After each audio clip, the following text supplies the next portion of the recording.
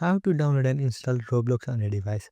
Hello everyone and welcome to Tech Talks. If you want to play Roblox on a phone but don't know how to install it, this video will walk you through it step by step. So first thing first, open Google Play Store or App Store. Now tap on the search box located on bottom of your screen. Again on top of your screen you can see this search bar, so tap on it.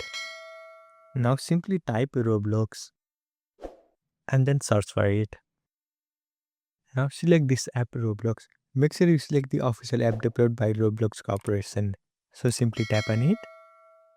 Now tap install to start downloading the app. After you tap on it, simply wait for a few minutes. And once the installation is complete, tap on open or play. And from here, you can either sign up for a new account or log in if you already have one. And that's it. You can start exploring games and playing Roblox right from your phone. If this helped, consider subscribing for more quick tech tutorials.